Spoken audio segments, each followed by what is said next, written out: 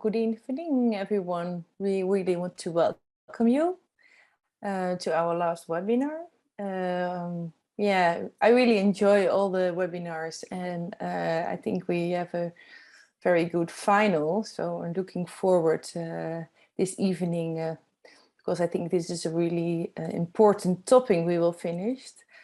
Unfortunately, the war is still going on.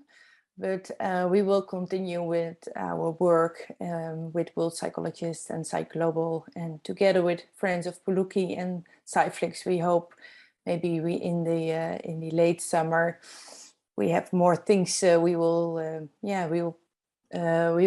share with you.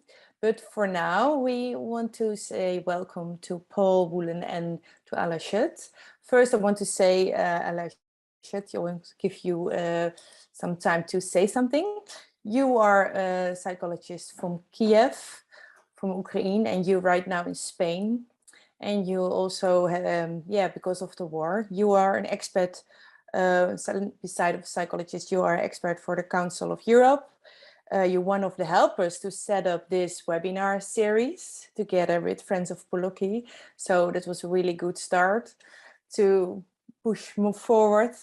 And also you're connected to the Israeli Drama Coalition. So to you, Ala. Thank you, Wendy, very much.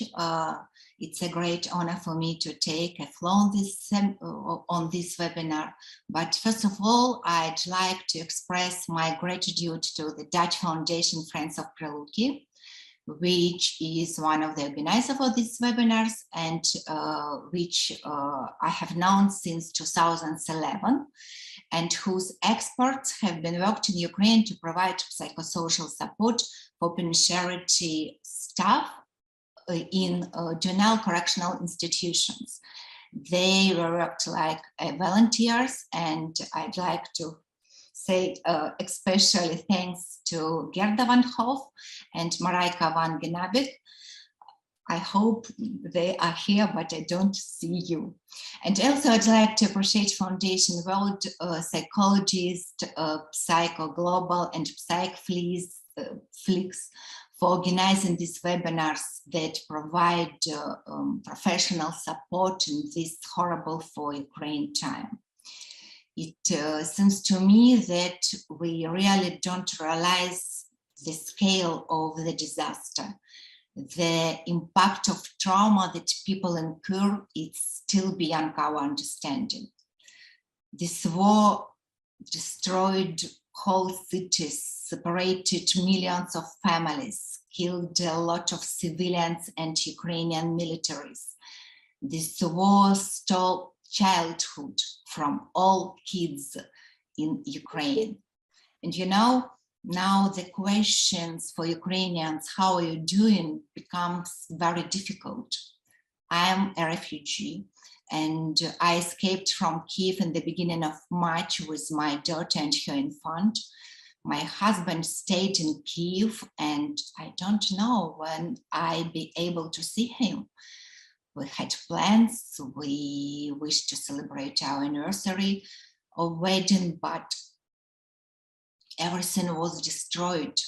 And being in a beautiful Spain, I have a problem with enjoying this beauty.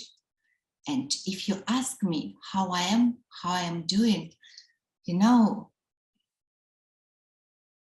I have a huge hole in my soul. Like a football field, like most of Ukrainians, and sometimes it seems that,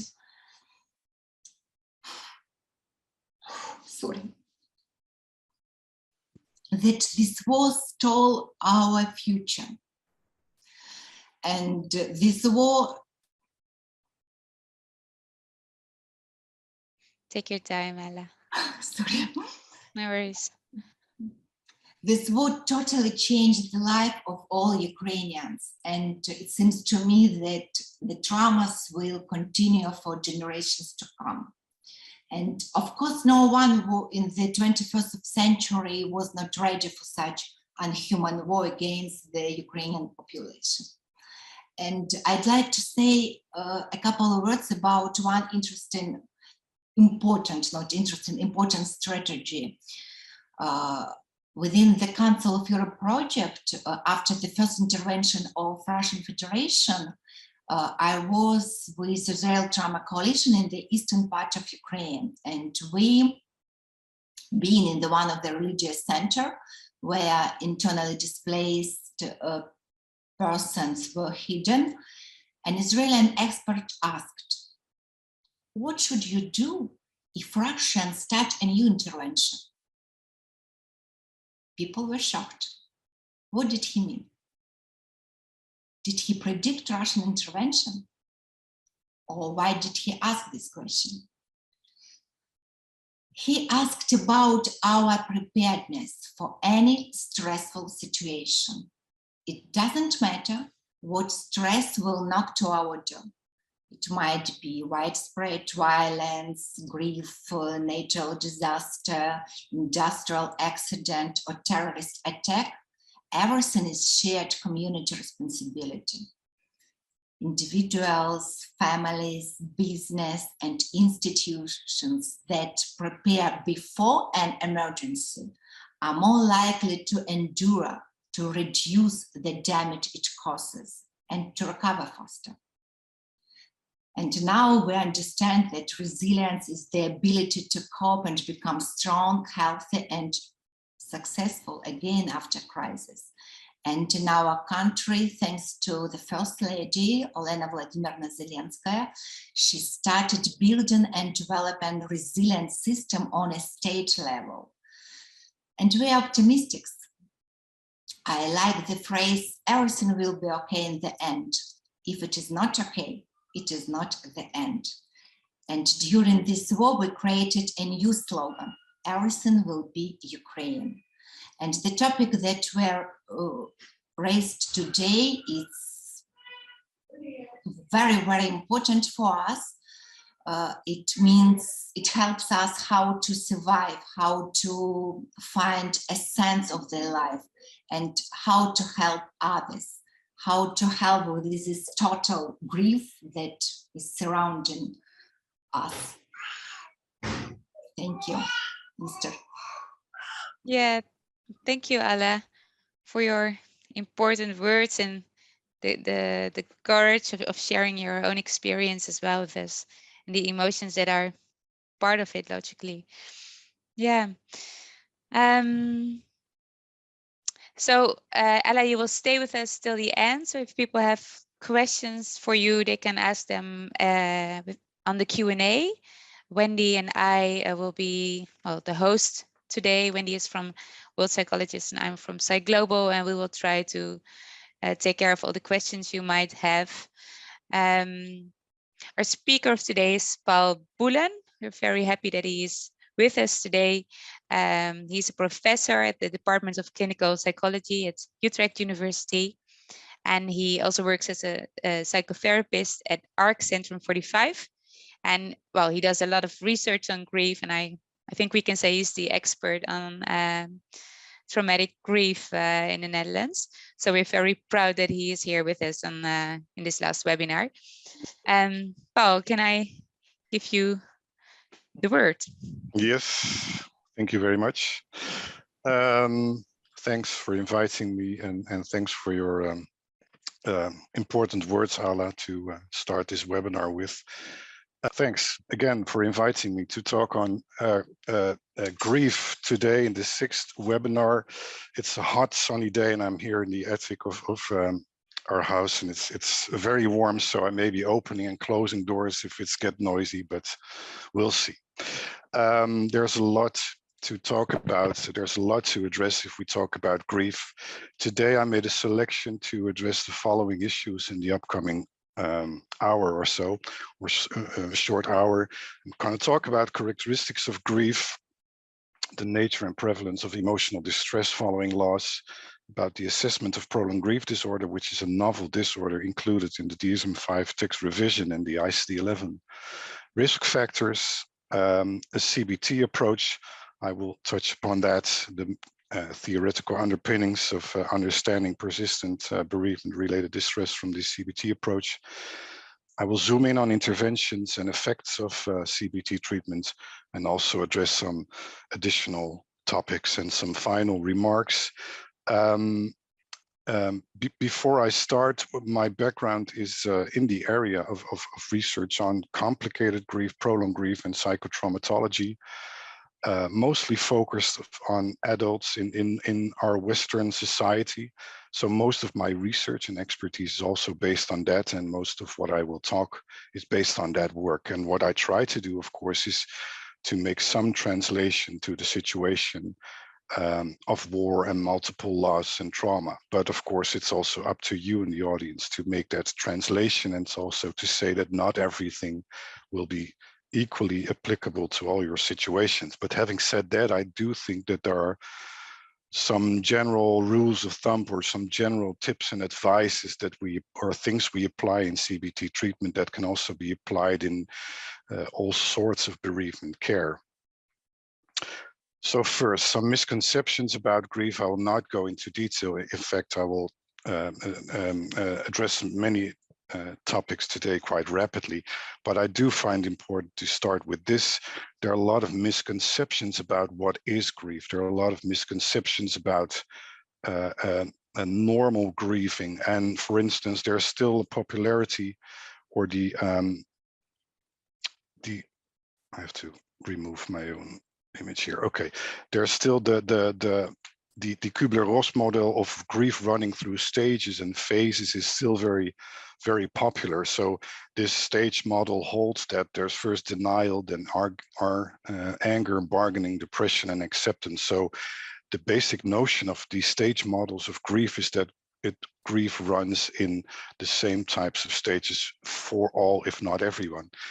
And this is a misconception. If you look at large groups of people, you may see something like this phase model going on, but it doesn't hold for every individual bereaved person, of course, I'd say. But still, it's quite popular, this model, and it tends to get a sort of a prescriptive model. So I still come across, or I still meet with people who went to a bereavement counselor, who compared their grieving process with this DAPDA model of Kubler-Ross, and were telling them that they were grieving wrongly. So that's not the way we should, of course, use this stage model. We cannot say that every grieving process runs in these same stages. We also cannot say that the same reactions, anger, depression, sadness, are always part of the grieving process, or that intense emotional responses in the initial period intense emotions are wrong or good. We do know, and I will get back to that later on, that the more intense emotions are in the immediate period following the loss, the more intense the emotions tend to be later on. We can also not say that losing a child is always worse than losing a partner. And we can also not say that the grieving process always ends after a year or 2 years when it comes down to children. There are no such general universal rules.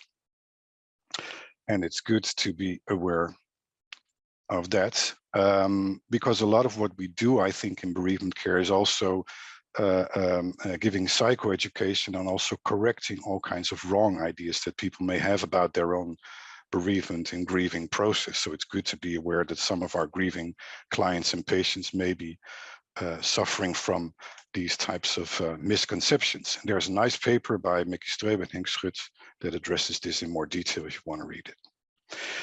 So if we talk about grief, we shouldn't say it's all about stages. I find it important to highlight that at the heart of grief, the core of grief is separation distress. So as I will talk about later on in more detail, grief resembles or looks a lot like some other responses. We see anxiety, depression, but at the heart of grief, we see a different type of response. Grief is primarily about separation distress, an attachment response following the separation, the irreversible separation from an attachment figure. And this is all about normal grief and acute grief and prolonged grief. So I'm not exclusively talking about prolonged grief disorder here. So separation distress manifests itself in yearning and longing and in proximity-seeking behaviors, in preoccupation with thoughts of the deceased and circumstances of the death event. The experience that the deceased person is seen or heard, feeling that the separation is unreal. These are all experiences connected with separation distress, with acute separation distress. So this is at the heart of grief. And adjusting to loss, we just saw it's not about stages or phases. We can better say that grieving is about accomplishing a number of tasks. Working through processing loss is about facing the reality of the loss, allowing emotions to be felt, and continuing usual valued activities. I will return to that in a moment. And again, explaining this very simple model in terms of tasks helps people to understand or enhance their understanding of the process that they're going through. Loss and trauma have similarities. They're both negative, stressful life events, disruptive life events, but they're not equal. They're not similar experiences. So loss experiences, bereavement loss, but also non-bereavement loss, are about separation from someone or something that you're attached to. And the responses to such losses include separation distress, difficulties to accept and believe that the object or the person you're attached to is gone. And in trauma, we speak of trauma when people experience or witness an event that's threatening to one's safety, control, integrity, health of self and others. And traumatic distress is characterized by anxiety and hypervigilance and a sense of ongoing threats. So these are different events leading to different responses. And of course, there can be instances, many instances, in fact, also in the context of war, where loss occurs in the context of traumatic event, or traumatic events are accompanied by loss of loved ones. And then we see an interplay of both grieving, separation distress, and traumatic distress. So talking about the nature and the prevalence of emotional distress following bereavement, first about the nature. Some studies have been done which have tried to gain clarity about the prevalence of emotional problems. There are mixed studies using mixed outcome measures, so we see mixed findings, but very roughly, you can say that about 50% of bereaved people show a resilient pattern of stable, healthy functioning. About 40% responds with initially high symptoms or severe symptoms, but recovers, and approximately 10% suffers from chronic distress. And these numbers, again, are based on different studies, so they differ a bit across studies, but well, this is a safe direction. And if we say this 10%, what do these people suffer from? They mainly suffer from prolonged grief disorder, post-traumatic stress disorder, and or depression. Those are the key symptoms that we see in this 10%, not the only symptoms, but the key symptoms. And recently, or over the last couple of years, researchers have tried to raise clarity about the nature of unhealthy or disordered grief responses. And this has accumulated in the inclusion of prolonged grief disorder now in the text revision of the DSM-5. And their prolonged grief disorder is defined as you see here on the slide. So at least 12 months must have passed after the loss, and then people have to experience longing, yearning, preoccupation, so the separation distress symptoms, combined with avoidance, pain, difficulties moving on, and different other symptoms to qualify for prolonged grief disorder. And of course, in blue, the symptoms have to be distressing and disabling and have to exceed social, cultural, and religious norms. A lot of us also work with ICD-11, the WHO system, that uses also the term prolonged grief disorder and also uses the same criteria roughly, but there's a big or important distinction there, and that PGD can already be diagnosed after 6 months in this ICD system. But looking at the symptoms, they're roughly similar, although the yellow or the yellow blocks here are the additional symptoms defined in the ICD-11. But again, at the heart of the prolonged grief disorder is the persistence of separation distress to a distressing and disabling degree. zooming in on that a little bit more, I said before that prolonged grief disorder has similarities with depression and post-traumatic stress disorder, but there are also quite some important differences that are summarized here on this slide. I will not read them out all, but to highlight but a few. The emotional experiences.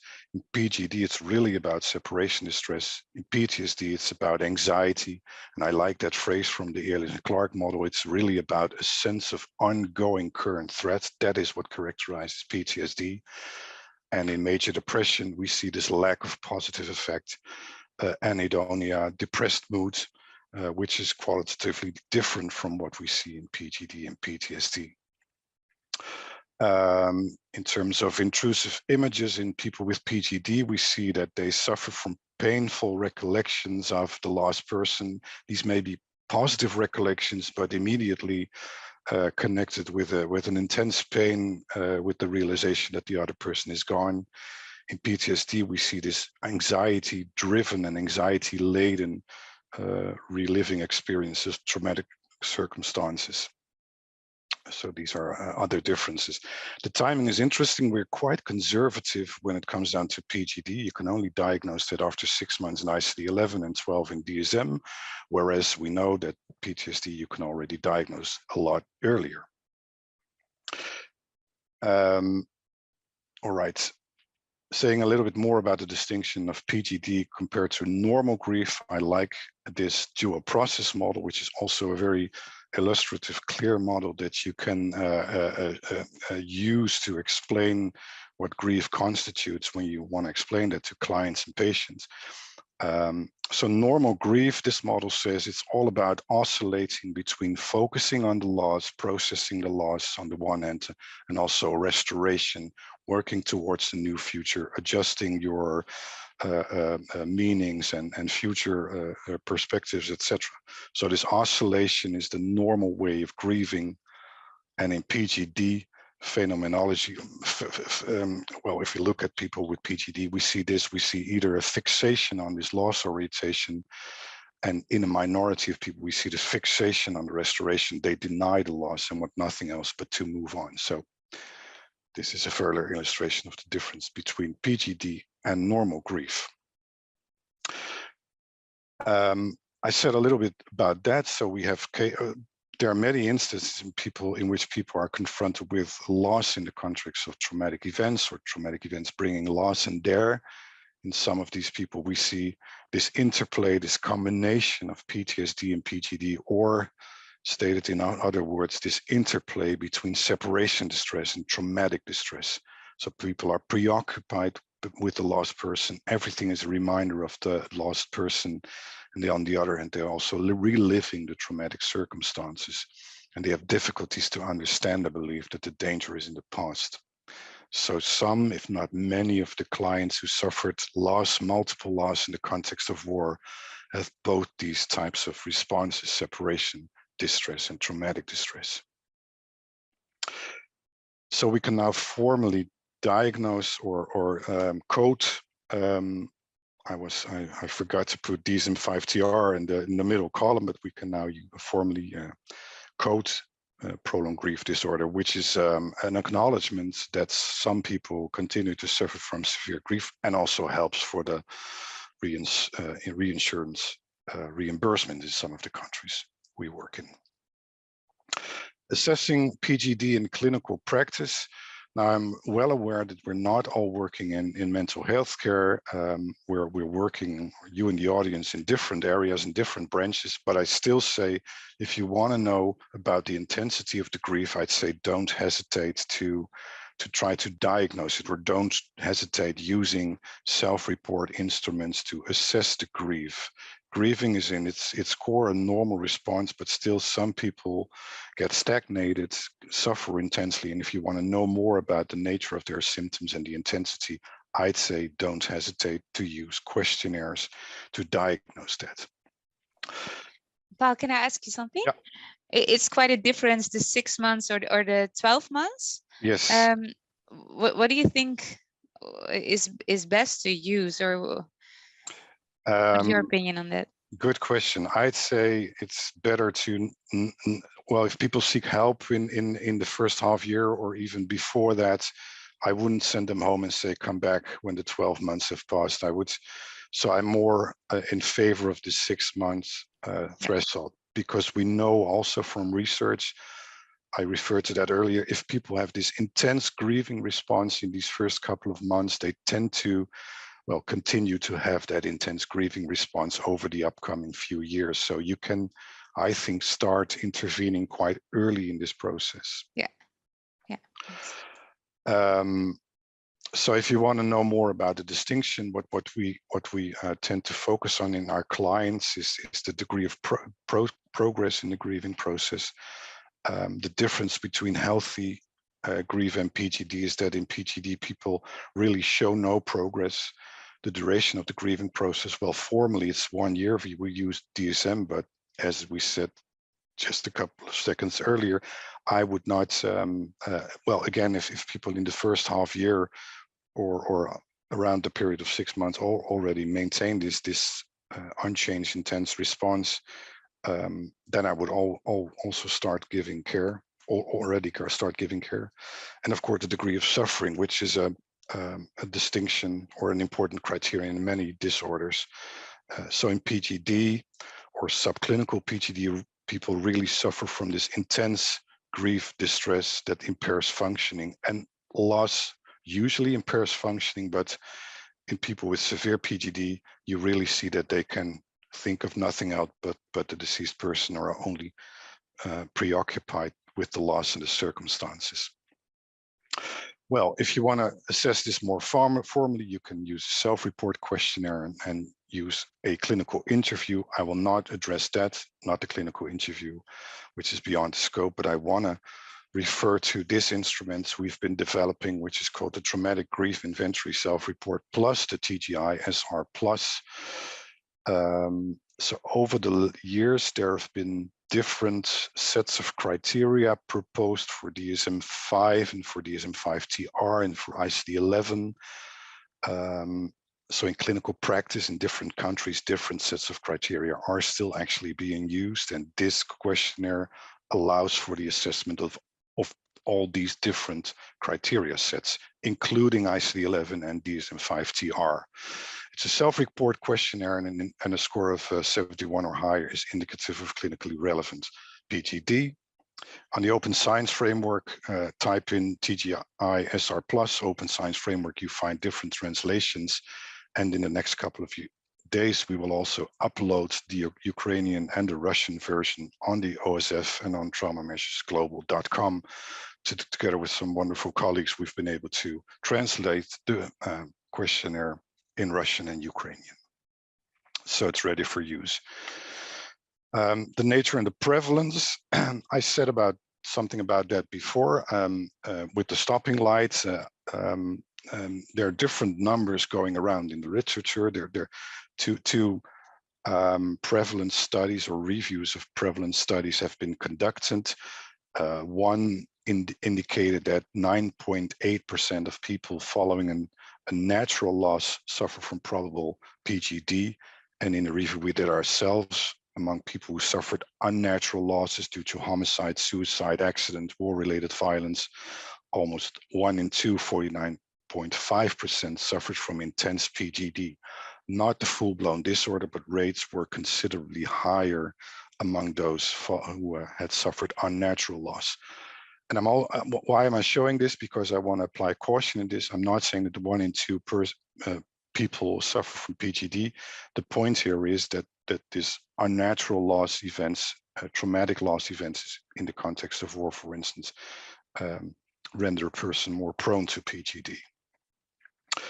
What I also find important to say in this context is that not only PGD can occur following loss, of course, I'd say, but the unexpected death of a loved one can also set in motion or precipitate several or many different other disorders. So this wonderful study in the US showed that, for instance, among people between 60 and 65 who suffered a sudden loss, well, these people had a 7 times increased chance of suffering a first depression, or first period of alcohol abuse. So the point here is that sudden deaths, which happen, of course, in wartime, not only set in motion the chance or render a person prone to PGD, but also render a person vulnerable to different other types of emotional disorders. So it's good to be aware of that. So a bit of a conclusion for this part: the trajectory of stable, healthy functioning, which we tend to call resilience, is the rule, not the exception. So again, if we look at different studies using slightly different criteria, different groups, this is a safe conclusion. The majority of people show this trajectory of stable, healthy functioning, approximately 10% problems. Sudden loss precipitates the start of many other problems alongside PGD, PTSD, and depression. Of course, there are specific modes of death and circumstances of the death that may increase the chance of additional symptoms. So if one is considered co-responsible, or one is feeling guilty, blames himself, then of course guilt and self-blame are feature prominently in the complaints. If others are held accountable, anger, bitterness, and rage may, of course, dominate the symptom picture. I'd say use the TGI if you want to assess grief. You don't medicalize grief if you have people complete the questionnaire, just like you can use the PHQ to assess depression and the PCL5 to assess PTSD. And these measures are all also available from traumameasuresglobal.com. So risk factors, again, the stopping light. If we look at this, what are the people that have a increased chance of ending up in this red line, ending up with chronic grief, chronic distress? And again, I'm a scientist, so I have to say this: there's not much knowledge on that. Of course, studies have been done, but studies have been done with different criteria, so we have to be a little cautious in saying something about risk factors. So there's an increased chance for women, people with lower education, and also with a vulnerable socioeconomic status. What are a little bit more stronger risk factors are aspects of the lost relationship. We know from bigger studies that losing a child or losing a partner gives a greater chance of problems compared to people who are more at a distance. Of course, the time since loss is not a very important correlate of the intensity of grief. So again, we see intense PGD after 3 months, we see intense PGD after 20 years. It's not strongly correlated with time, so time doesn't heal wounds in everybody, at least. Personality vulnerabilities play a role. So people who are vulnerable are already prone to mental health care problems or physical health problems, are also more vulnerable to suffer from prolonged grief or other problems following loss. The suddenness and the untimely loss of losses are features of the loss event that increase the chance of prolonged grief disorder. And also there may be instances in which people die and in which the deceased person might have suffered. So in the case of war or homicide, perhaps the deceased had suffered tremendously before he or she died, or suffered torture, for instance. And those instances, almost needless to say, those extra traumatizing instances, of course, inflate the PGD and inflate the PTSD. This schema depicts the following: that in case of traumatic losses, which I tend to focus on tonight, you see this interplay of different groups of risk factors. So people lose an attachment figure, which is already devastating in itself. If that's in the context of war, or violence, or whatever the unnatural causes, there are traumatizing aspects of the loss that are horrific and shattering in themselves. Traumatic losses, war, suicide, homicide bring about a whole bunch of events, stressful events in the aftermath of a loss that in themselves may be traumatizing and devastating. So here we see different groups, different categories of risk factors that work in concert, work together to inflate the risk of intense grief. And then there's other factors like media attention, personality style, the legal consequences, the absence or presence of social support, which you have to take into consideration. And Paul, is there also a difference between sexes and children, men, women? Yeah, so if you look at the large groups of people, some women tend to score higher on scales for PGD, for what it's worth. So women have a slightly increased chance of getting stuck in their process of grieving.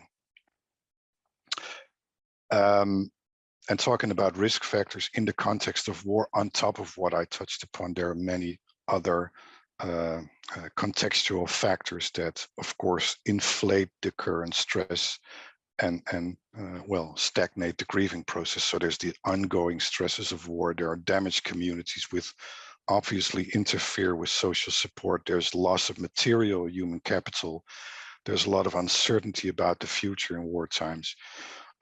Sometimes people are confronted with multiple loss or disappearances of loved ones. So of course, this intensity, this interplay of many different stressors inflates the risk of grief, separation distress, traumatic distress, and depression. So that's what I said, many different factors affect responses to loss. I think that mapping or disentangling this together with your client or patient or someone seeking counseling with you, doing that together, trying to draw this picture together of all the risk factors or all the factors that, in the case of your client, amplifies the problem. I think that's an important thing to do in therapy, because of a lot of what we do in bereavement counseling and care is try to disentangle all the things that people experience and to disentangle the different losses that they experience, the different feelings that are connected with the losses and the different stressors they've encountered. So drawing this picture, the scheme together with your client is, I think, a valuable thing to do. I'm moving to the CBT approach, which we've been studying in Utrecht quite a lot. Again, primarily for Western people seeking help in the Netherlands, which is, well, of course, colors a bit of what I'm talking about, but still, I think a lot of what we have learned is applicable to many different groups and people having lost loved ones in many different contexts.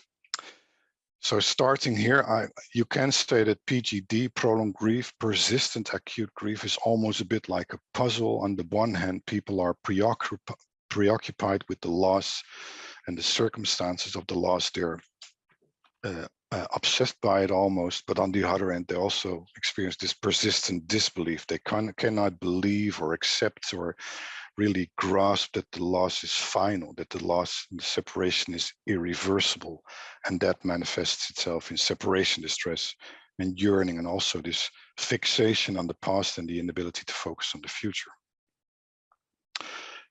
And the CBT perspective, this draws heavily from CBT models for traumatic stress. But for acute grief, one can say from this perspective that acute grief becomes chronic because the irreversibility of the loss, the reality of the loss, is insufficiently integrated or connected with the grieving person's self-identity, work model of the relationship, and the work worldview. The person develops persistent negative cognitions that maintain the grief, and the person tends to engage in avoidance behaviors that maintain the grief. So these are three key processes that I will zoom in on a little more in the next few minutes. So in referring to the first process, in persistent acute grief or in PGD, what we see is something like that this external reality, the death of a loved one, tends to remain disconnected from this internal reality. So people have working models of the relationship, have ideas and assumptions about their identity and roles, perceptions about the world as being a safe place, or at least predictable or benign to some extent. And then the death of loved ones and the traumatizing death of loved ones doesn't fit in with this internal reality. And as long as this internal and external reality are not connected, not integrated, the separation distress and the panic and the disbelief and the traumatic distress tend to persist. And the implication of this for treatment, and I will focus on interventions in a couple of minutes from now, the implications for treatment are that it's very important to talk about and address this reality, to really expose a person to the fact that the loss happened, that the loss is irreversible. And it sounds simple, and in itself, it's a basic and quite simple principle. Really addressing the loss, addressing the painful details is critical to good bereavement care. And this can be done in writing assignments, and we can use also therapeutic rituals to foster this confrontation with the reality of the loss. Why am I now at the end? This is not where I want to be. Sorry for that. Touched the wrong button. Exposure, as I said, we can distinguish different types of exposure in CBT and also in bereavement counseling, and I will give a little bit more details later on, but I already want to mention it here. Two types of exposure are very critical to fostering this integration of the loss. It's exposure to the story of the loss and exposure to the irreversibility of the separation. So simply said, if people turn to us for help, and if they get stuck in their process of grieving, it's very critical to talk about what exactly happened. And that's something that they tend to avoid, but it helps them to gradually but certainly reconstruct the story of the loss. And it helps them also to talk about the irreversibility of the separation. That's something that people find very difficult. They know that their husband, their son, or others have died. They know rationally that the person will not return, but emotionally they still have a sense that the other will return. So talking about the irreversibility of the loss sounds simple, but is very critical to grief therapy. Okay, first process, lack of integration of the loss in the memory. The second process postulates that the person has rigid negative cognitions. We know that from other complaints. If you're familiar with the CBT perspective, you know that that perspective postulates that negative, persistent, unhelpful cognitions maintain problems. And that's also something we see in people who get stuck in their grieving. So examples that are on the slides are the type of cognitions that we see in people who get stuck.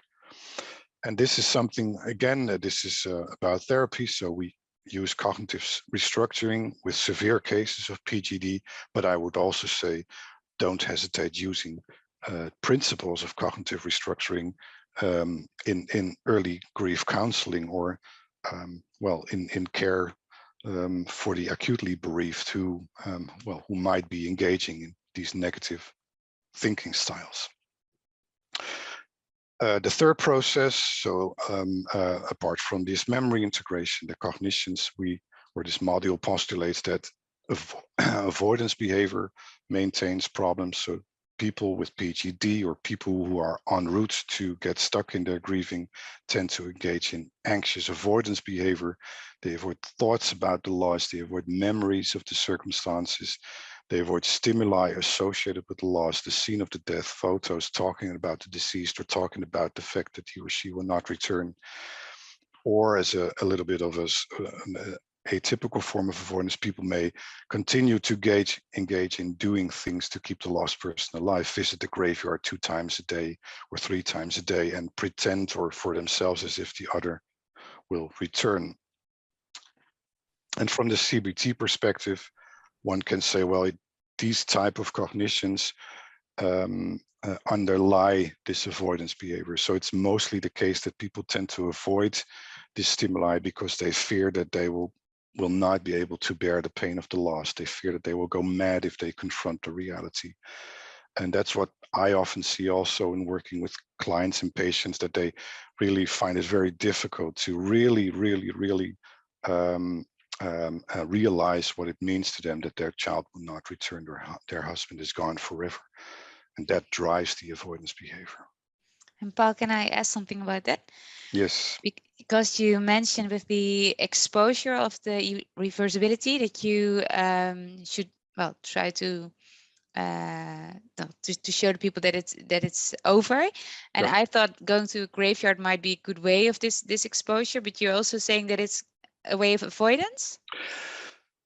Yeah, good question. So it depends on the function. So people sometimes go to the graveyard, and I had these clients who went there 2 or 3 times a day, not because they were processing the reality of the loss, but because they were maintaining this connection to the deceased as if he or she were still there.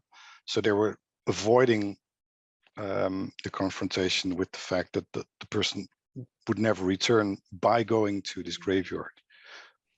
Yes, it really depends on the function. Yes. Yeah. So if you ask, well, I asked this client, what would happen if you would stop that? If you would go to the graveyard once a day and in 2 weeks only once a week?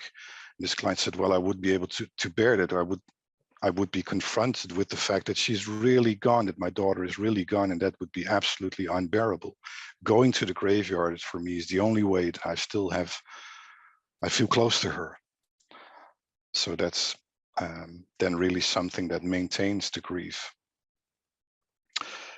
So apart from anxious avoidance, so this really anxious phobic-like avoidance, people may also engage in this, what we call depressive avoidance, this discontinuation of usual social and recreational activities. And that also is something that maintains the grief. And that is as obvious as it sounds. We know also from working with depressed patients that passivity is an understandable response in the context of depression, but it's also a response that maintains the depression. And the same is true in the context of recovery from loss. So the more inactive people get, the more passive, the more they increase the chance of getting stuck in their grieving process. So graded activation, motivating people to continue valued activities, to go out of the house, to meet with friends, even though they don't feel like doing so. Doing all that, motivating towards activation, is a very critical intervention in therapy, but also in early bereavement care. So some more points of attention for bereavement care. Very, very generally, I think it's always important to identify key symptoms of PGD, PTSD, and depression. What do I mean here? I think a lot of us, or a lot of you, are used to looking at people with the knowledge about PTSD and depression. So we are very aware that people may suffer from PTSD, but we're not always so aware that they also may be suffering from this intense, persistent separation distress. And I would plead for that. If you meet with people who've suffered loss in traumatizing circumstances, also be aware of the grieving. Grieving is not always a healthy thing, or it's a healthy thing, but it's not always has this healthy manifestation. So dare to talk also about this separation distress. I'd say use the term PGD not to say that someone is grieving abnormal. I know the risk of medicalization, etc. But PGD may also be a very comforting and a term that helps people to understand what they're going through. Some have PTSD, but some have this persistent, this prolonged grief disorder. And it helps to use this term. It may also teach people that their responses are intense, but there's good help for them. Another very general advice in bereavement care, in therapy, and counseling is, of course, give room to the story of the loss.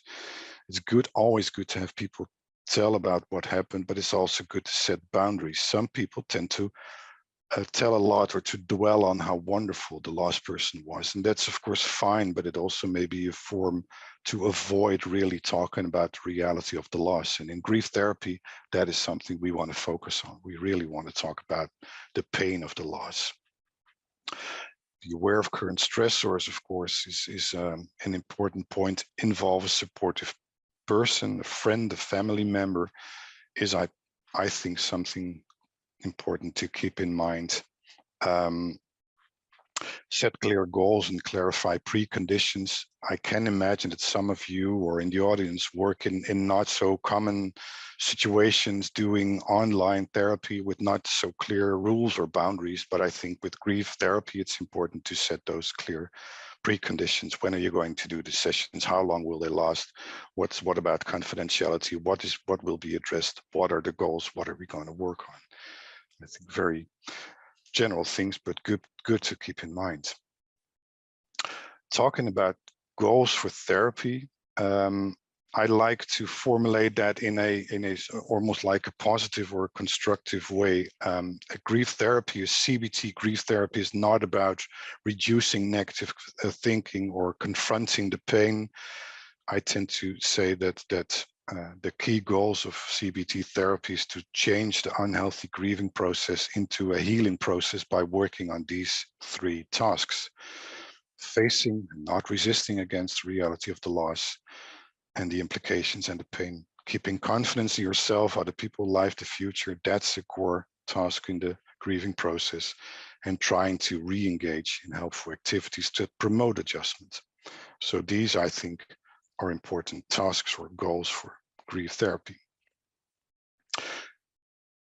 Doing this grief therapy from the CBT perspective, we saw that the underpinnings or the basic processes maintaining the grief, this mismatch between the new reality and existing knowledge, chronic negative thought patterns and avoidance behavior. So cognitive therapeutic interventions are focused on integrating this new reality with existing knowledge, changing chronic thoughts, negative thought patterns into helpful cognitions, and changing avoidance behavior into helpful coping behavior. And exposure, and that has become clear in the what I talked about, exposure, cognitive restructuring, and gradual activation are the key interventions there. So exposure, I said something about that. If you want to read more about that, you can distinguish more forms of exposure. Basically, this paper by Geert Smit and me and others, in this paper, we describe different ways in which you can do exposure. I will briefly say a little bit more about 2 forms. What we've called general exposure is always important in the treatment of prolonged grief disorder, but also in grief counseling. What does it constitute? It's about confronting the reality and irreversibility of the separation. Why is this helpful? It's helpful to target or reduce the sense of unrealness, the disbelief, the difficulties to accept the loss that many people with stagnated grief experience. How do you do this? General exposure by using photos, going to places that are connected with the loss if possible, meeting with people and talk to people about the loss and how what the implications are, retrieving memories. Well, anything can be done to foster this confrontation with the reality of the loss. So this general exposure is again a key intervention. Imaginal or prolonged exposure is another subform of exposure. This must sound familiar from treating people with PTSD. Some of our clients, of course, have suffered traumatic circumstances and suffer from horrific images and reliving, re-experiencing of the events that surrounded the loss, and then reconstructing and telling the story of the loss over and over again is a very powerful and good tool to foster the processing. Again, I'd say if your estimation is that that's not only traumatic distress, but also separation distress, you should always combine this with focusing on the loss itself and the grief and the pain and the irreversibility of the loss, but really working through systematically these traumatizing post-traumatic memories is, of course, a very important intervention in CBT treatment for PGD. Just some more remarks about the cognitive restructuring part. We know as good cognitive therapists, we should always search for the unique cognitions that a person is suffering from, trying to identify the key emotions that our person gets stuck in, and then from that move on to identify cognitions. But having said that, we can also say that, well, we also know that some of the belief themes feature prominently in many of our clients. So many of our clients who get stuck in this grief have negative cognitions about themselves, their life, the future, or they engage in these anxiety-provoking catastrophic misinterpretations of their grief. And again, it's my experience from clinical practice that many people have those catastrophic misinterpretations. They're very afraid of really confronting the reality of the loss and really thinking and realizing that their loved one will not be back next week, will not be back in 1 year, and will not be back in 10 years from now. So these affect phobia-like cognitions are, I think, always important to address. Other belief themes, particularly in the case of traumatic losses, suicide, homicide, war-related violence, are themes like safety, trust, self-blame, other blame, and control. So these, it's good to study the possible, to be aware of the possible negative cognitions that may play a role in the case of your clients and people seeking help. I'm a fan of using simple questionnaires. This is a simple question. It's a long questionnaire, but it's a simple questionnaire. The Grief Cognitions questionnaire is a questionnaire that you can use to have your client check the intensity of a different type of cognitions related with different categories. So if you want to know more about prominent cognitions, maintaining the problems, you can have your client complete this measure. Some general remarks about modifying cognitions. It's good always to search for cognitions that can be falsified. So people with a bereaved or grief, persistent grief, may have a conviction that I am guilty, and that's that's a cognition that's difficult to falsify. Or life is meaningless. These are such broad cognitions that it's difficult to falsify them. So it's always good doing cognitive restructuring to reformulate particular prominent cognitions in such terms that you can really talk about them, that you can really falsify them. So I could have prevented the death. It is not a cognition that you can falsify, but a cognition like the fact that I didn't prevent the loss means that I'm a bad person, which is mostly often behind such a I could have prevented the loss cognition. The green one is more easy, not very easy, but more easy to target. Then we can use different conventional good old cognitive restructuring methods to target the cognitions. And I think using behavioral experiments are powerful tools. So if clients have a particular negative prediction, if I arrange to meet with that friend, I will not enjoy it. A prediction like that can best be tested by doing a behavioral experiment. Have your client do something in order to test this prediction. I will skip that for now. Writing assignments are a very powerful tool. They nicely fit in the context or in the framework of CBT and in many other therapeutic framework. I think these are very helpful therapeutic tools to foster the processing of the loss. So first example, an ongoing farewell letter to the deceased. Instruct your client to spend 5 days a week, 30 minutes per day to work on this continued ongoing farewell letter is a very helpful and a good way to canalize the feelings, to express and articulate unfinished business, and also to say goodbye, to take leave. The 3-letter task is a good example of a writing assignment that you can use when there are ambivalent feelings. So sometimes people have a lot of anger towards their deceased deceased loved one, but also positive feelings of love, and this all tends to be ambivalent and confusing.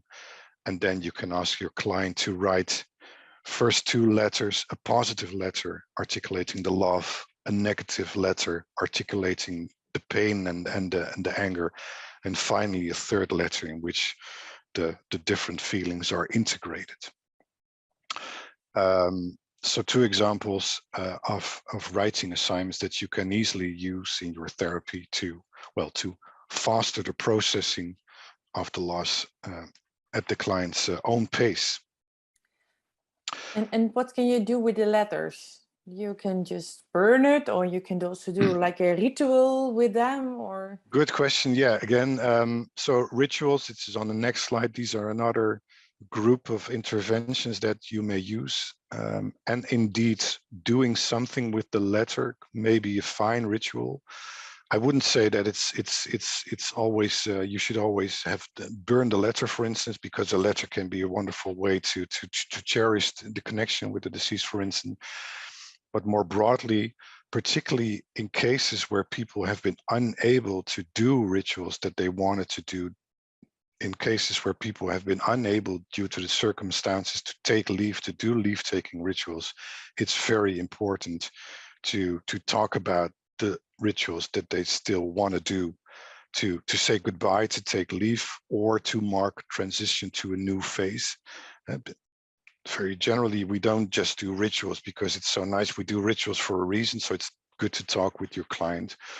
What would be valuable rituals, and what should these rituals mark for you? And often it's a transition to a new life stage without the person, or it's, as I said, a way to take leave and to say goodbye.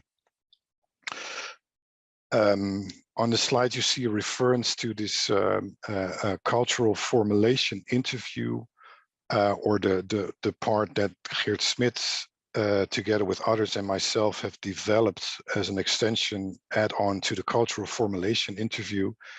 This is an instrument that you can use to get more insight in these cultural appropriate ways that are helpful to the client to foster the processing. So this supplementary module to the DSM-5 CFI includes 10 open-ended questions to explore the way of grieving and cultural traditions associated with death and bereavement and mourning in the person's culture. So this is also something that you can use in your counseling and therapy at some stage to learn more about the cultural background, and say, I would use this if I would work with Ukrainian clients. I don't know too much about the way, about cultural habits, and I think these are important to address, and this instrument is useful for that. Wendy, you want to ask something? Yes, I think it's very important to know more about the culture differences. And yeah. I was wondering, do you have any examples for big difference in Africa, or do you have a lot of experience with people from Middle East? Do you have an example for that? I don't have a lot of experience with that. No, so drawing from my own experience, it's more like a Dutch experience coming to mind. So a person who was, because he was hurt in the accident that took the partner's life, was unable to be at the funeral and to really be present at the funeral. So there we developed this this leave-taking ritual, but it's not a really cultural. It's not a good example based on the CFI. So yeah, I know that some cultures, when there is someone lost, they have like black clothes for 1 year, something like that, when you are a widow. So that's really different in different cultures. So yeah. And maybe you can, Ala, maybe you can, in the end, maybe you can think about maybe typical Ukraine traditional. Yeah. We can think about it. Please continue. Yes. One other association with an African, I formulate this very broadly, but with an African patient who was, because he fled war and left behind his parents who were murdered, was unable to bury them properly. So he rapidly buried them and fled. And afterwards, he set up, all possibilities to go back and to rebury his parents, because the burial and making this good grave and the ceremony surrounding it was really very critical to this person grieving process. So rather than doing a lot of therapy, we did a lot about, trying to arrange the possibility for him to go back to the country to do this reburial of his parents. So this is an example coming to mind. So this supplementary model to CFI may be useful for that.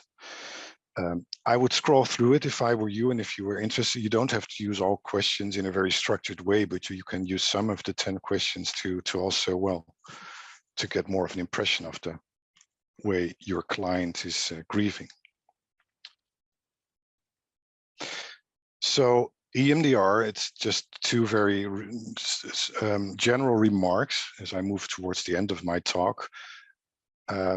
EMDR, I'd say, can be used as one of the interventions among other interventions and not a standalone treatment. I know that some people will disagree. Some people will say, well, you can use EMDR perfectly for prolonged grief disorder. Based on literature and research, it has been studied in the context of other interventions and not as a standalone treatment. I'd say, well, it's indicated particularly when people are intensely plagued by traumatic distress connected with specific images. So then EMDR may be a very helpful additional treatment intervention to reduce the burden of those re-experiences. Dealing with non-bereavement loss, which is obviously a topic in itself, and that, well, we could spend a couple of webinars to carefully address that. Just some broad comments. I don't do the topic right, of course, but I do want to say something about it. There are similarities between mourning and grieving the death of a loved one and mourning and grieving other losses, the loss of your home country, the community, loss of perspective, loss of health. And very broadly said, you can say, well, facilitating a healthy grieving process also in these cases of non-bereavement loss can be done and can be fostered by, again, focusing on these three tasks. So I think it's important, irrespective of the specific nature of the loss, that people face and see the reality of the loss and really articulate and formulate and be aware of the implications of the loss and all the consequences the loss brings. So that's, I think, always important. If people get stuck in grieving for whatever loss, it's important to really talk about reality and tease apart the implications of what happened. Trying to keep confidence in yourself, other people, life, the future is also something in the case of non-bereavement loss that's is a good and important target for therapy. And even more so, perhaps, engaging in helpful activities to promote adjustment to the new situation, which I know sounds so simple and it's much more difficult to do. And it's easier said than done, of course. But in bereavement therapy or counseling for non-bereavement loss, this is very important to focus on, to encourage the person to engage or re-engage in valued activities, to go out of the house if possible, to search and connect with friends and family members as far as possible. Even though the person don't want to, of course, that's something that's so understandable if you're suffered loss and trauma, etc. But activating a person is, I think, always important to do as far as we can in counseling and therapy. Is there time, or should we, Wendy, to say briefly, a couple of things about the effect? I think it's we have some time, yes, and they're also coming up with a few questions, but they can we can put them to the end. Okay. Just a summary of some of the studies that have been done and some of the conclusions that can be drawn from those studies testing different interventions. Exposure and cognitive restructuring are effective. That's shown in studies. We compared this CBT approach with non-directive supportive counseling. So very well, supportive only, not addressing cognitions, not addressing avoidance. And CBT was more effective. In further studies, for instance, in Australia, they found that particularly this element of exposure, and exposure doesn't have to be crude and brutal and firm, and can be done very elegantly, but really focusing on the reality of the loss, focusing on the pain by means of exposure, general exposure, prolonged exposure, is a very powerful ingredient of therapy. And Richard Bryant in Australia compared it with cognitive restructuring. This exposure is in fact even more powerful, more important than the cognitive restructuring part. there was this nice study in America by Anthony Papa and colleagues who focused on activation only, not talking about the loss, no exposure, but only trying to activate, reconnect with personal values. And they found that this was also a treatment that has had promising effects. Encouragingly, there are increasing numbers of studies which have shown that doing CBT interventions via the internet using structured writing assignments is also very effective. If you're interested in CBT or in treatment for prolonged grief disorder, you shouldn't miss the work by Kathy Shear. She did a couple of studies on complicated grief treatment, again with these CBT elements, but some additional features, including psychodrama techniques like an imaginary conversation with the deceased, tested in several wonderful studies and found to be quite effective. Another interesting study, I think, was this one by Brett Litz and a couple of other colleagues. They provided CBT interventions to people who had elevated PGD symptomatology as early as 3 to 6 months following loss, so really elevated suffering early in the grieving process.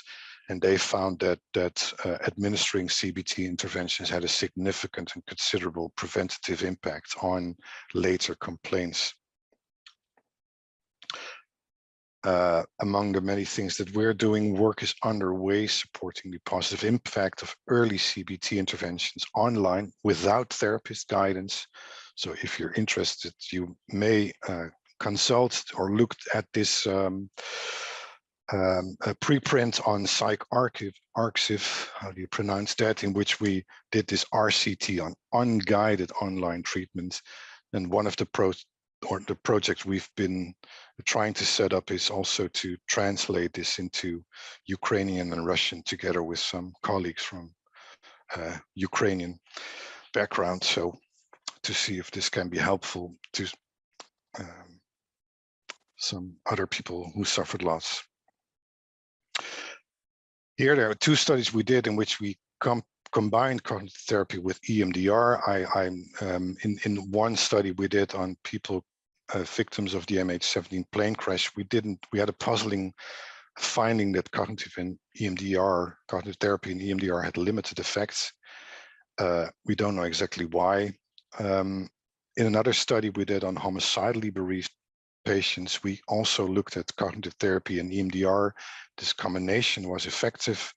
We also compared CT, cognitive therapy, and EMDR, and then we found that both parts of therapy were equally effective, which is commonly found in studies in which EMDR is compared to some other treatment intervention.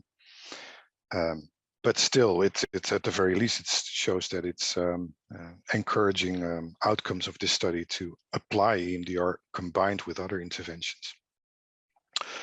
And today I didn't say anything yet about children, but one other thing we did was a study in which he applied the same interventions in a for children and adolescents, of course, altered and adjusted to what's appropriate for children. And we found that interventions were also effective in alleviating the stagnated prolonged grief in children and adolescents. So that's something you can find in the American Journal of Psychiatry if you want to know more about that. Conclusions and final remarks. Many people are resilient in the face of loss. I said resilience. I'm not the biggest fan of the term. It's more like stable, healthy functioning. But still, loss can lead to severe emotional distress in a significant minority.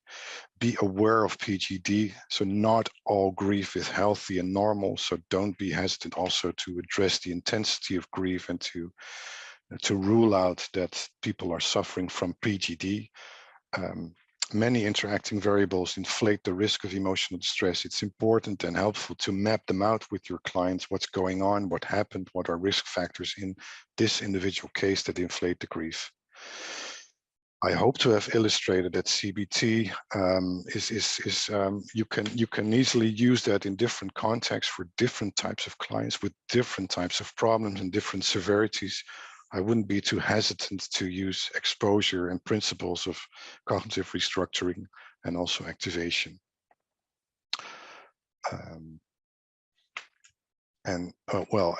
Again, and that's the second bulletin note. CBT is not focused on taking away the pain. It's sometimes thought that's what CBT does. It's focused on really strengthening the processing.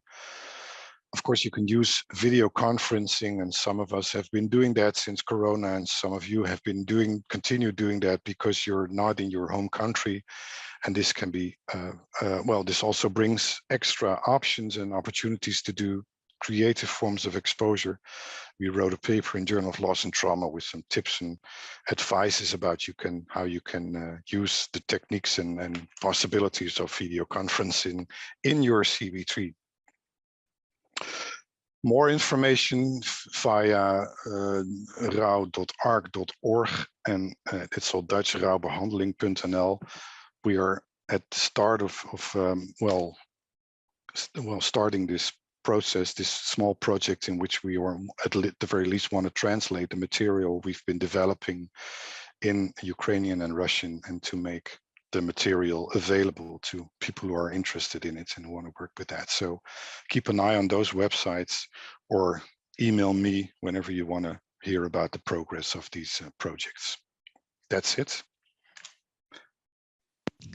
Thank you very much, Paul. I'm really impressed by everything you learned us. For me, a lot was quite new, actually. And there's some time left for questions. And yeah, there is also one question for Alla. I think it's Ukraine or Russian. So. Yeah, it's Ukraine, and it's written that the questions concerning cultural difference are very important, and even a huge difference between the approaches to treat and to work with these people due to these differences. Like, statement is not a question. Can I ask a question? Because Alla, it's a difficult question, but can you say something about key, perhaps cultural differences in grieving between, say, the Dutch people and Ukrainian people? I know it's an impossibly maybe I will say, thank you, Paul, the difference between Israelis and Ukrainians. For me, it's more closer because I'm working with them a lot of time. For instance, in Israel, they have the tradition that they buried the person who passed away on the first day, and then they're staying for 5 or 7 days at home, and a lot of friends, relatives, colleagues, they are coming to this person and say their condolence. So this is not for religion people, for normal Israelis, I mean. Sorry, for people who are not religion, maybe it will be more correct. In Ukrainian, we have such tradition. We bury the person who passed away as soon as we prepare, maybe in 2 days and 3 days, it doesn't matter. And then we have some obligatory tradition that on the 9th day and on the 40th day, the relatives, they gathered all people who were in touch with this person, and we sitting in the table, we eating, drinking, and saying something positive, how we remind him, how what we know, something interesting or something that were only hours connected with this person. So it's some kind of a round table where people are eating. We prepared some special food, some cakes, some sweets. It's obligatory. And then the original food for people to drink some alcohol. And it's our tradition, and eating. And we're talking about this person. Interesting. Yeah. Mm-hmm. And I have also a question: when someone lost someone in the war, there is a big aggressor. Is that different? Because then you have an aggression like a war or Russian, and I can imagine that when there is an aggressor, it's also interfere in some way, maybe. Yeah. So what I think it's, of course, it will inflate the anger and the rage and also the powerlessness, feelings like that. And it's obvious to say, but it's good to make space for that and have people articulate those feelings. And then also to be aware that it may eventually turn into avoidance because people may get stuck in this anger and rage and towards the aggressor, whereas in the end they also have to process the loss of their child or husband. So it's good to make space for the rage and the other blame and the anger, but also to balance it with focusing on the reality of the loss. And is it an answer? Yeah. Mm-hmm. There's a question, or actually a remark from Maxime, and it says that I think it's more difficult to pass grief when person does not know exactly how their beloved one died, and when they don't see the body again because of war, for instance. Yeah. Is that something that maybe caused in the study and the plane crash, that you didn't find effects on the CBT? Does that have to do with? Oh. Yeah, I don't know why the MH70 study turned out the way it did. I think it's because the people have had gotten quite some other help as well, which may have interfered with the help that we gave. But of course, it's the situation where many people, didn't have intact body remains to take leave from. Sometimes people had different, in different stages that loved ones returned or remained, awful situations, and then people repeatedly took leave from remains of their loved ones, or but still I'm thinking of situations in which people are confronted with suicidal death, which sometimes the body is severely injured, and then still people want to, if possible, want to see the body of the person. They really want to see with their own eyes that the other person is dead, and want to take leave of the body. And of course, if that's impossible because the body is gone or damaged or what, then it's of course an extra traumatizing or difficult element of the grieving process.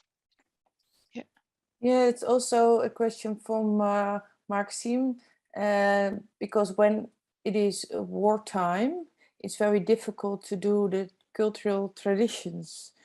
So that's also complicated, I think, in the whole process. Yeah. So when there's time for therapy of counseling, talking about those cultural traditions and trying to find ways to redo those in if possible, or to some extent, or that's tremendously important for the grieving process. Yeah. But of course, there are instances in which it's entirely impossible. But and I can also imagine, because there are also a lot of Ukraine psychologists listening right now, and when they are doing like a grief counseling, that's also really connect, and it's close to your own feelings of losses, or something like that. Yeah. I don't know, Ella, do you recognize things in counseling and your own private about losses? It's complicated question, Yeah, it's complicated even in this time. But if you don't mind, I would like to translate the questions in the chat. Mm-hmm. Yeah. Yes.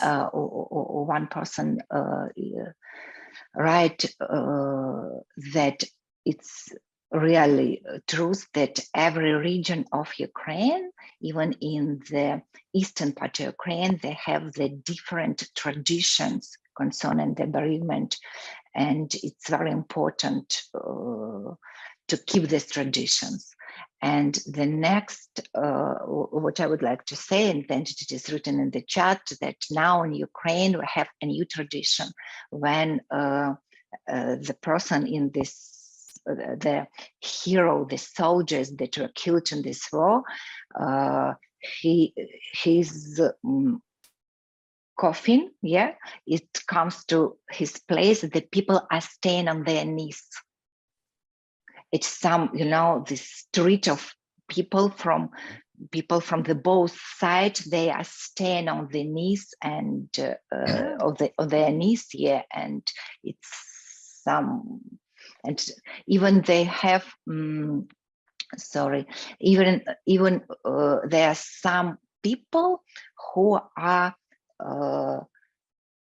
crying, yeah, in order to have such atmosphere, and some special songs when they are crying concerning the person who were killed in this war. And is that also when you do like a community, like you there you are sitting all together in the village when the soldier is coming home, something I must say, and you do it together? Is that also like the connection between the community? Is that also healthy or important? Do you think, Paul or Alla? Yes, of course, it's important because, when you're alone and you are crying, yeah, the support of the community, it's the thing that help you in your emotional state, because you know that the first emotional aid, if you receive this first emotional aid, it helps you to mitigate this PTSD, not PTSD, maybe some stress disorders or PTSD, depends on it. So it's very, very important. There's a question from Maria, and she's asking, how can we help Russian clients and their families in Holland who cannot go to their families in Russia also in this period? They have a mix of shame, missing mourning, have a different look at themselves and their homelands that gives a lot of uncertainty, unrest and sadness. It's a big question and a good. My first thoughts are disentangling, teasing apart the different feelings, and if people suffered loss and wherever they come from Russian or somewhere else, and they want help, it's good to give help and to help them understand their grieving process. And of course this is, but it's accompanied by shame and stigma, and that's, you have to tease that apart and address that too, that interacts with the grieving and may, well, make people more ashamed of their grieving process and to hide their grieving.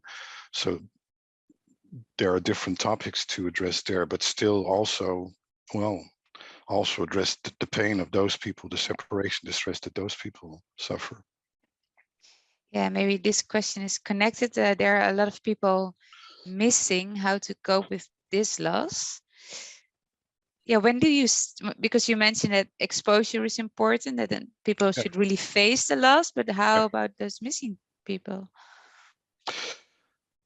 In the case of missing people, it's more about that. Well, people have hope. People hold on to hope that the person will return. And it's not something you take away as a caretaker. So you give space to the hope, but on the other hand, you also talk about the scenario that the other person will not come back. So it's more like this two-track process of keeping in mind, well, you have to process the possibility that the other will never return. And on the other hand, you also have to learn to live with the uncertainty and perhaps the hope that the other will return. And that's, of course, well, puts again another dimension to the grieving process. And talk about, well, exposure to these circumstances, talk about what people think that has happened. So sometimes people have all scenarios and ideas and that they don't want to articulate, or they are fearful to talk about. And it's good to talk about all the scenarios that people have in their heads. Also the scenario that the person is really dead. Yeah. Thank you. Alai, did you see all the, or translated all the questions Ukrainian? Ukrainian? On the I chat. think there are 4. Just no. I don't see Ukrainian, only English. I see Ukrainian that when the people are staying on the knees, it's some kind of glory for a person who died in this horrible war. But it was written in English. Yeah, so there's a question from Natalia. Have you seen that? Ukrainian? Yeah. I don't see Ukrainian question. It's in the chat. It's put there by Natalia, but maybe you already mentioned the question. I think so. Yeah. And I then think so. Yeva Z, maybe yeah. Natalia. Okay, yeah. She's talking Hiya. about this tradition, yeah, when person Yeah, is sorry. generally okay. Just checking. I think we went through all the questions that are there, and I think it's also time, so maybe it's a good moment to finish. But one more questions, questions, and can you see how can we help Russian clients and their families in Holland who cannot go to their family in Russia also in this period? They have a mix of shame, missing, mourning, have a different look at themselves and their homeland that gives a lot of uncertainty, unrest, and sadness. Yeah, we went through this question. Paul already answered this question. No, you were translating, I think, the other questions at that point. So I think we went through it all. Yeah, thank you very much, Paul. It was very important and very interesting. Yes, can I have one question to Paul? Yeah. I have a lot of questions from my clients when they're asked about the rules or maybe some information when it is okay to take the kids to the funeral ceremony, from what ages it is normal to take kids to the funeral ceremony. What did you say? I can think that is, well, that depends in different cultural groups or subgroups. I would say at whatever age children, well, at all ages actually, and involve kids in bereavement and grieving rituals and funeral rituals, if possible. So children can handle a lot, and if you can explain what happens, and I think it's very helpful for them to be involved in that. And of course, it depends on who, particularly when it's a close family member. I'd say, if possible, keep get the kids to be present. Yeah, so am I right? It depends on how family or mothers prepared the person to this funeral ceremony, how she supports her, because sometimes it's scared for kids from 5 or 6 years old. Yeah, so good preparation is important, but still, children are generally also very resilient and able.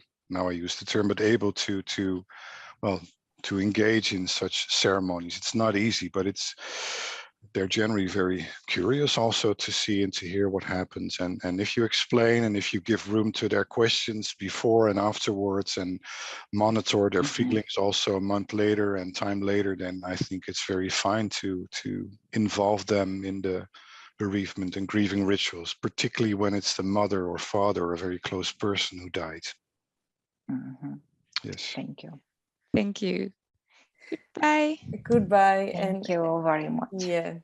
This word seems to me united all people in the world like such net that support Ukrainians, and it's very touchful and sensitive for us. Thank you so much for your support.